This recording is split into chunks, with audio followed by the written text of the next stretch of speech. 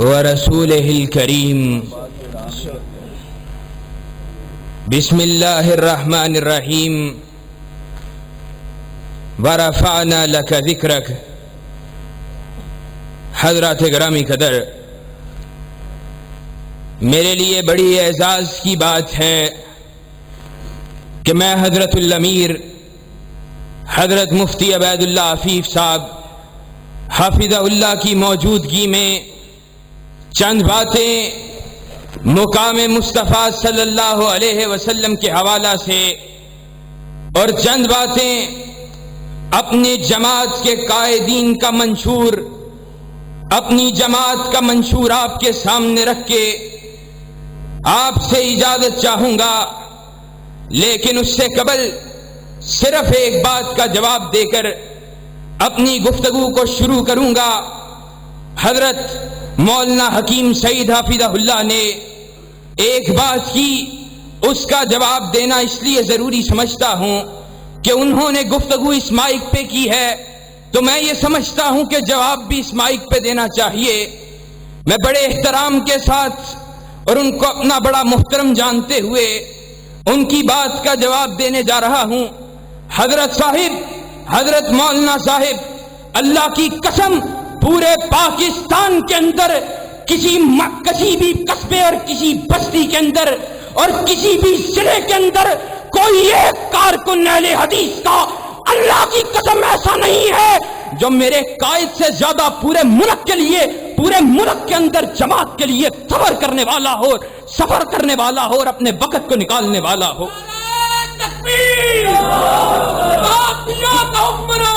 اور اہل حدیثوں، بات کو ذرا غور سے سننا. اللہ کی قسم کوئی فخر کی بات نہیں، جان دی ہوئی اسی کی تھی. حق تو یہ ہے کہ حق ادا نہ ہوا. اللہ کی قسم کعبے کے رب کے لیے اپنی گردنوں کو کٹا لینا بھی کوئی بڑی بات نہیں ہے. اپنی گردن کو کٹا بھی لیں تو کائنات کے رب کے احسانات کا بدلہ نہیں چکا سکتے ہیں. لیکن بات کر رہا ہوں، اللہ کی قسم حضرت شہید کو اس دنیا سے گزرے 28 سے زیادہ برس ہو چکے ہیں، لیکن ہم نے حضرت شہید کے راستے کو نہیں چھوڑا، ہم نے ان کے ولولے کو نہیں چھوڑا، ہم نے ان کے ہمامے کو نہیں چھوڑا. ہم نے کہا سن لو، کائنات کی ساری قوتیں مل کر ہمارے راستوں کو روکنا چاہیں، کعبے کے رب کی قسم اپنی گردنوں کو کٹانا گوارا کر سکتے ہیں، پھانسی کے پھندوں کو چومنا گوارا کر سکتے ہیں، لیکن حق بات کو چھوڑنا گوارا نہیں کر سکتے.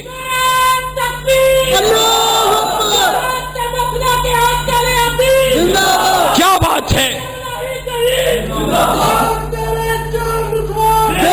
حضرات گرامی قدر، آج کیا بات ہے؟ میں وقت گنوانے نہیں آیا کہ ہم جماعت کے لیے کدھر اور کب وقت دیتے ہیں. میں صرف یہ بات بتلانے کے لیے آیا ہوں کہ اللہ کے فضل و کرم سے، اللہ کے فضل و کرم سے لوگ آج نواز شریف کی سناہانی کو بیان کرنا اور عمران خان کی چاکری کرنا اپنے لیے اعزاز سمجھتے ہیں، لیکن احسان الہی ظہیر کے فرزند اللہ کے فضل و کرم سے صدیق و فاروق کی درباری اور ان کی چاکری کو کرنا اپنے لیے اعزاز سمجھتے ہیں.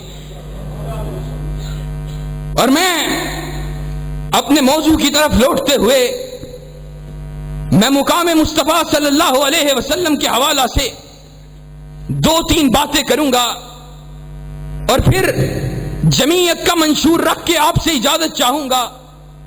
رات بھی کافی بیت چکی ہے اور صبح میں نے مدرسے کے اندر کلاس کو بھی لینا ہے. نبی کریم صلی اللہ علیہ وسلم کون سی ہستی اتنے بلند مقام والی وہ ہستی ہے کہ جس ہستی کے مقام کو کائنات کے رب نے کائنات کی ہر شے سے زیادہ، کائنات میں موجود ہر فرد سے زیادہ بنا رکھا ہے. کائنات کا کوئی انسان صلحاء کی جماعت کا مقابلہ نہیں کر سکتا ہے. اور صلحاء سارے بھی شہداء کی جماعت کی عظمت کا مقابلہ نہیں کر سکتے، اور شہداء صدیقین کی عظمت کا مقابلہ نہیں کر سکتے، اور صدیقین انبیاء کی عظمت کا مقابلہ نہیں کر سکتے، اور انبیاء رسولوں کی جماعت کی عظمت کا مقابلہ نہیں کر سکتے، اور رسول اللہ اولو العزم رسولوں کی عظمت کا مقابلہ نہیں کر سکتے۔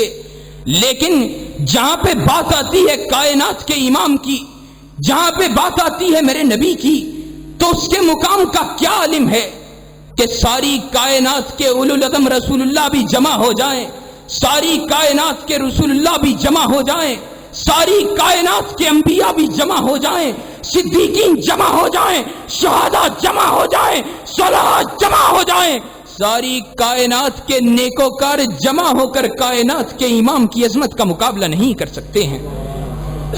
اور یہ بات میں اپنی طرف سے نہیں کر رہا، کائنات کے امام وادی بطحا میں لیٹے ہوئے ہیں، دو فرشتے آئے، کہا اہوا ہوا، دوسرے نے کہا نام ہوا ہوا، کہا کہ کیا یہ وہی ہے؟ کہا ہاں یہ وہی ہے۔ کہا اس کے بدن کی بڑی باتیں سنی ہیں، آؤ اس کو تولے تو صحیح۔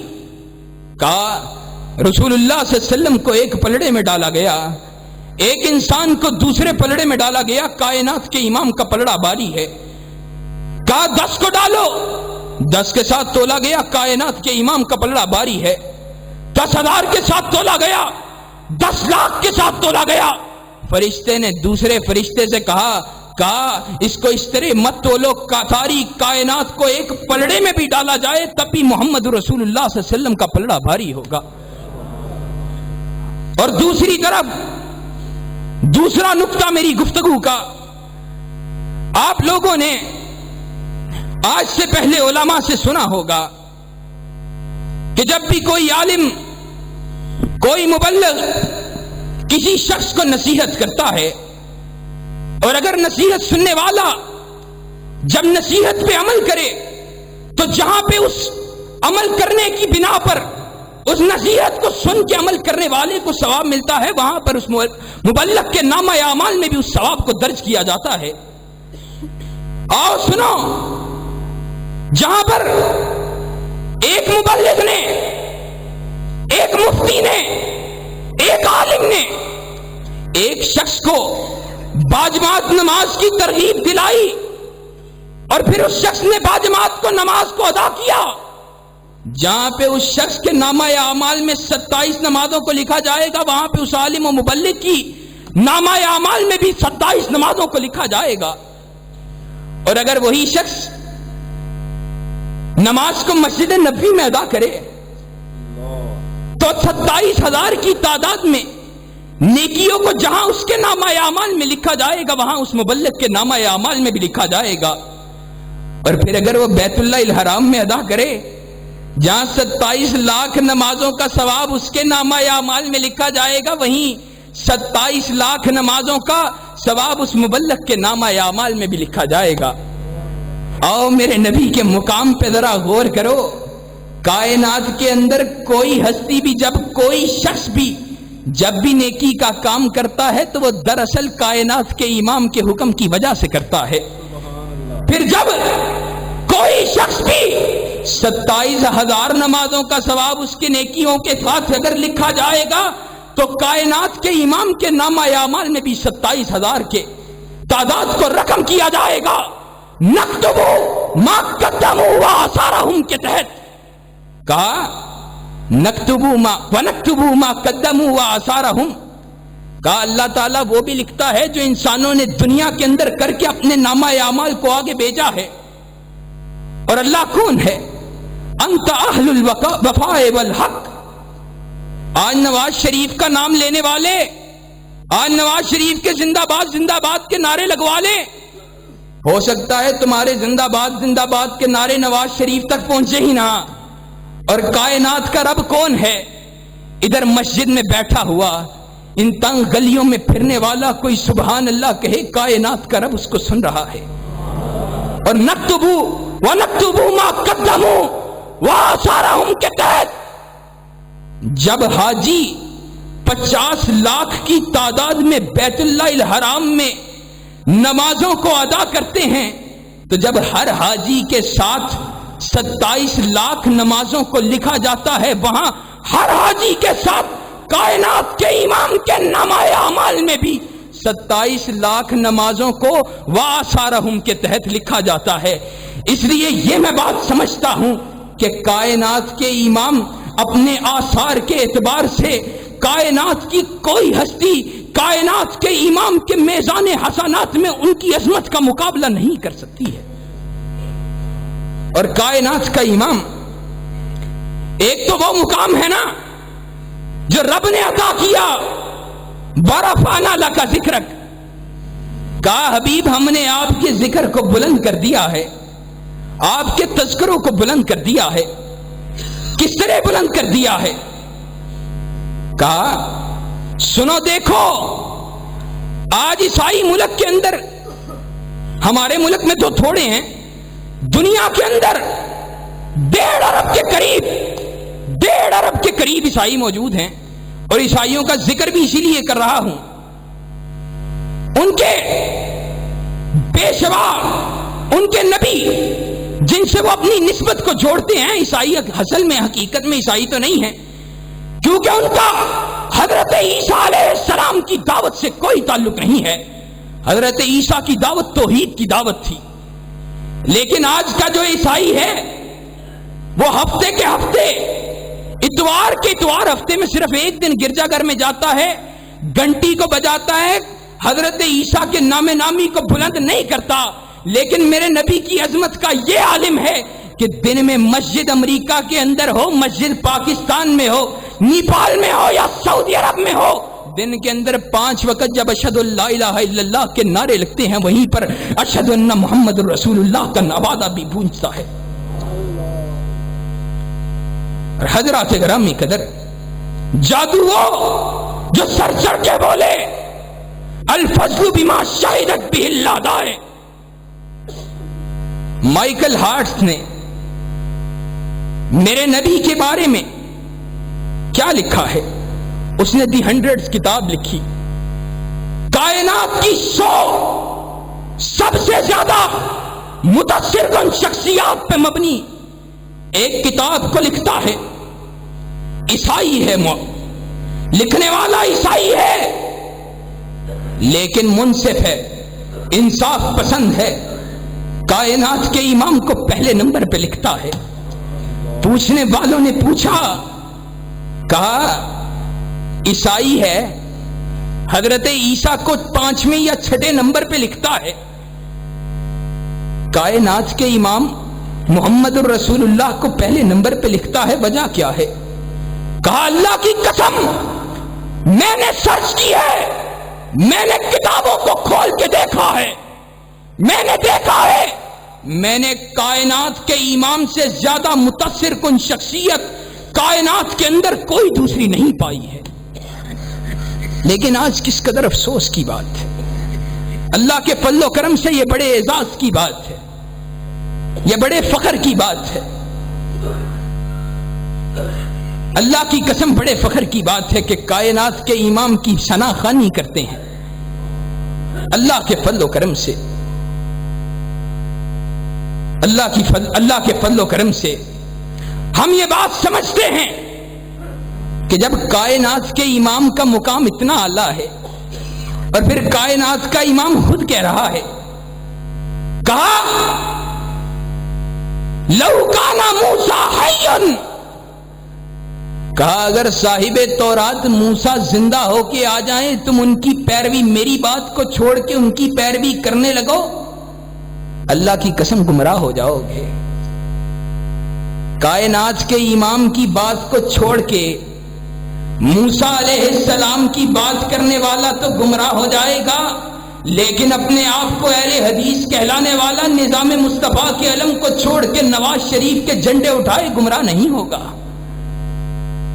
غور کرو اہل حدیثو، اپنے گریبانوں میں جھانک کے دیکھو، اللہ کی قسم آج افسوس ہوتا ہے، آج افسوس ہوتا ہے، یہ وہ مدارس جنہوں نے کبھی احمد ابن حنبل کو پیدا کیا، کبھی مالک کو پیدا کیا، کبھی ابن تیمیہ کو پیدا کیا،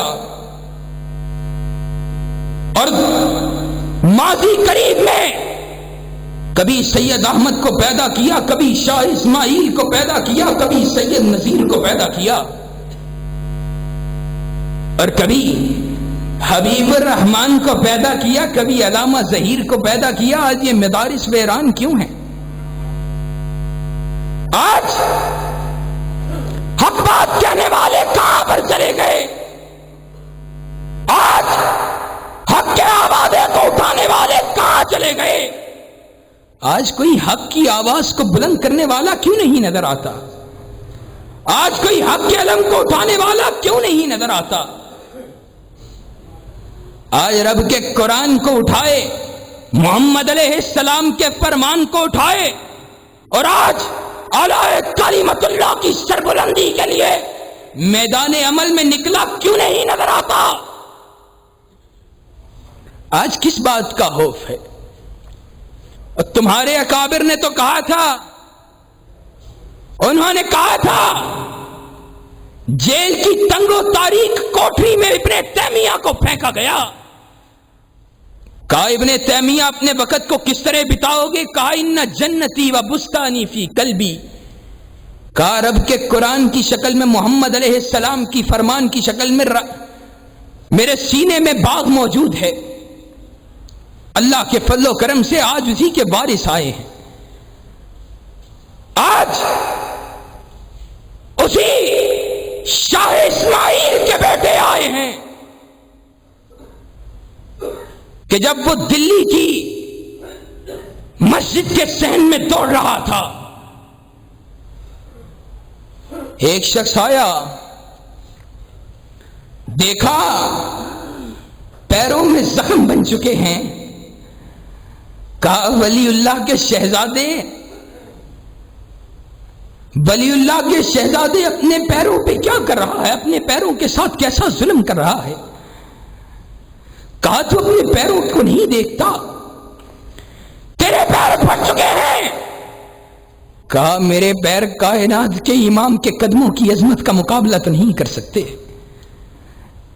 کہا میری جان کائنات کے امام کی عظمت کا مقابلہ تو نہیں کر سکتی، اس نے بھی طائف کی وادی میں پتھر کھائے تھے، اس کا بھی پتھروں کے ساتھ نشانہ بنایا گیا تھا۔ اہل حدیثو، علامہ ظہیر نے کہا تھا، کیا تم نے آج اپنے آپ کو کائنات کے رب کے ہاں کائنات کے امام سے زیادہ محبوب سمجھ لیا ہے؟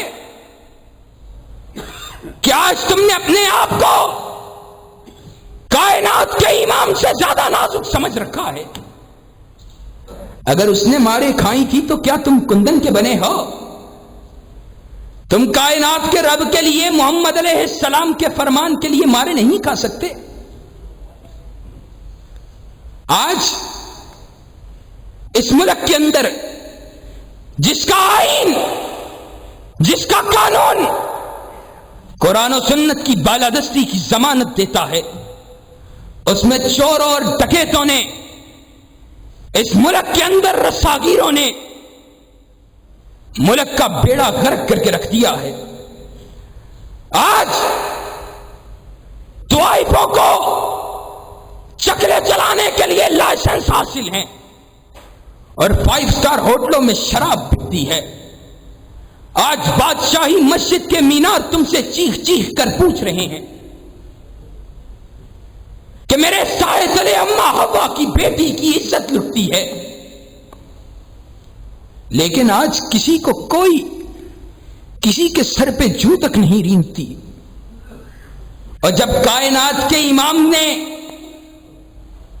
کائنات کے رب کے حکم کو زمین پہ نافذ کیا تھا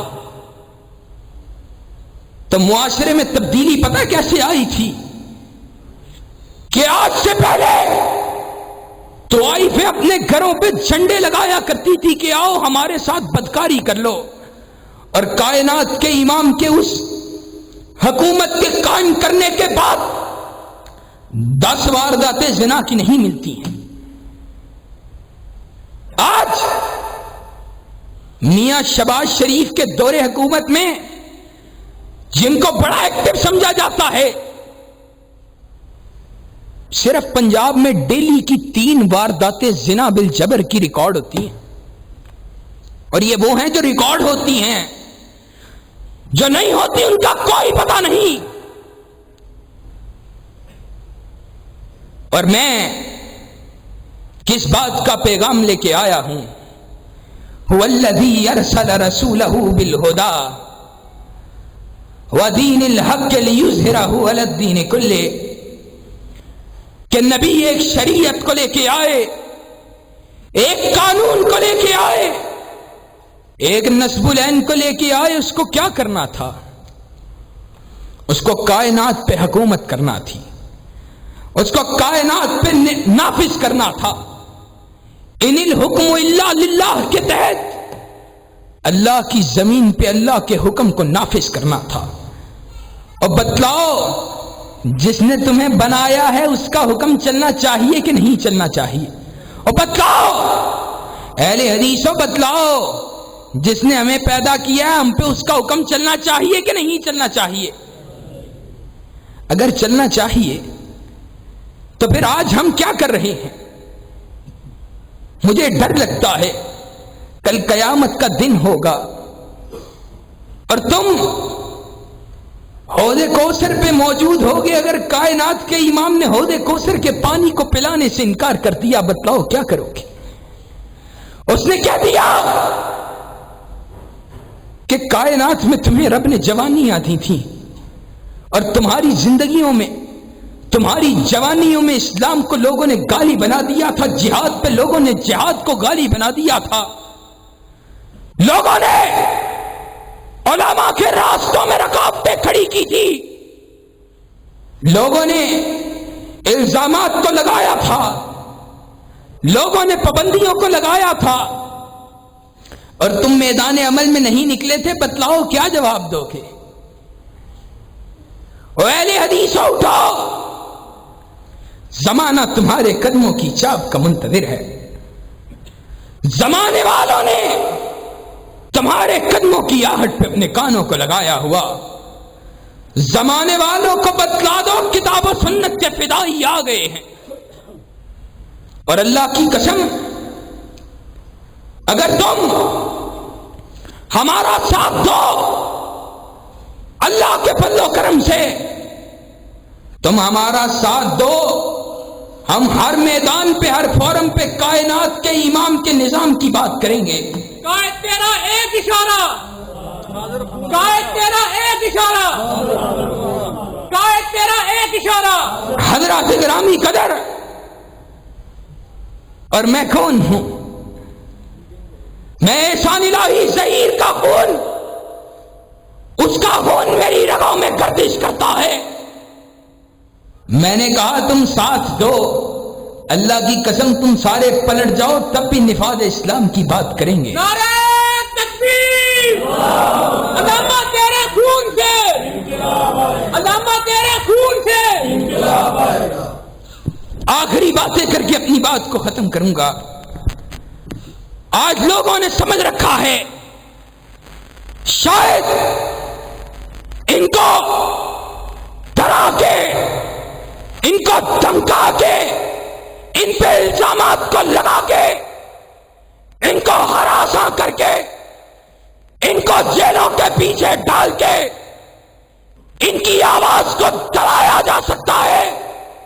سن لو، یہ احسان الہی ظہیر کے بیٹے ہیں، تختہ دار پہ جھومنا گوارا کر سکتے ہیں، لیکن نفاذ اسلام کے آواز سے سمجھوتا کرنا گوارا نہیں کر سکتے ہیں۔ اللہ کے فضل و کرم سے ہاتھوں میں ہتھ کڑی لگ جائے، پیروں میں بیڑیاں لگ جائیں۔ میرے قائد نے کہا ہے، کہا مجھے تختہ دار پہ لٹکا دو، تختہ دار پہ لٹکا ہوا ہوں گا۔ اور عالم پتہ ہے کیا ہوگا؟ ہماری ماں نے اس اسماء بنت ابی بکر کی تاریخ کو پڑھا ہے، جس کے بیٹے کو جب تختہ دار پہ لٹکایا گیا تھا، اور اس کو ایذا پہنچانے کے لیے، تکلیف پہنچانے کے لیے اس کو اس کے بیٹے کی لاش پہ لایا گیا، تو وہ میری بڑھیا ماں نے کہا میرے بیٹے تو زندہ تھا تب بھی خطیب تھا، آج مرا ہوا ہے تب بھی خطیب ہے۔ تو زندہ تھا تب بھی اوپر ہوا کرتا تھا، لوگ نیچے ہوا کرتے تھے، آج تو تختہ دار پہ جھوما ہوا ہے تب بھی اوپر ہے اور لوگ نیچے ہیں۔ ہم نے اسماء بنت ابی بکر کی تاریخ کو پڑھا ہے، ہم کس طرح کائنات کے امام کے نظام کی بات کرنا چھوڑ دیں۔ ہمارے اسلاف نے اس کے لیے قربانیاں دی ہیں، اللہ کے فضل و کرم سے جب تک زندہ رہیں گے اسلاف کی روایات کو پلٹاتے رہیں گے۔ اہل حدیثوں، ہاتھ کھڑا کر کے وعدہ کرو، تمہیں نفاذ اسلام کے آوازے کو سربلند کرنے کے لیے آواز دے، لبیک کہنے کے لیے تیار ہو، تمہیں نفاذ اسلام کی آواز کے لیے پکارے، ہمارا ساتھ دینے کے لیے تیار ہو، سن لو، پھر خون دل دے کے نکھاریں گے روح برق خلاب کہ ہم نے گلشن کے تحفظ کی قسم کھائی ہے۔ وآخر دعوانا الحمدللہ رب العالمین۔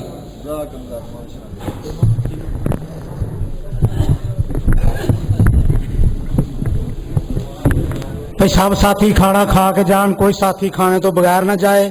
اور اج دے پروگرام دیا کیسٹاں باہر شاہد محمود سلفی صاحب بیٹھے نے، اج دے پروگرام دیا کیسٹاں انہاں کو ملن گیا اور